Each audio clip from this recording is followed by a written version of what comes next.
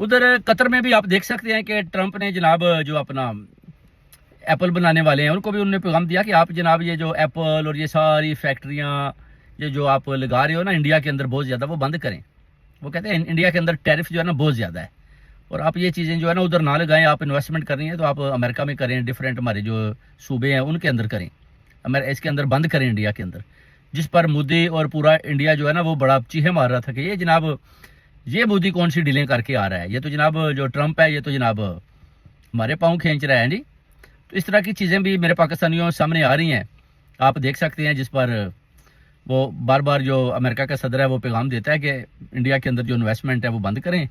क्योंकि अभी ये मुल्क जो है ना इसके जो अपना जंगी हालात में भी है, क्योंकि इसकी वो गुडविल नहीं रही जो पहले थी, क्योंकि एक छोटे से मुल्क से ज़ाहिर है ये हार चुका है। तो ये तो जनाब अगर इसके अंदर जंगी सलाहियत ही नहीं है तो फिर ये आप बिज़नेस उधर इन्वेस्टमेंट कर रहे हैं तो उनकी गारंटी कौन देगा। वो कहते हैं कि आप अमेरिका में करें या उन कंट्रियों में करें जिधर आप समझते हैं कि आपका पैसा,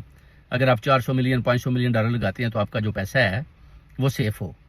तो ये बातें भी ट्रंप ने जो ना की हैं, जिसका आप कह सकते हैं कि मोदी को या इंडिया वालों को बड़ा दुख और तकलीफ़ है कि ये जनाब हमारे साथ क्या हो रहा है। ट्रंप तो कतर में बैठकर जो है ना हमारी जो टांगें काट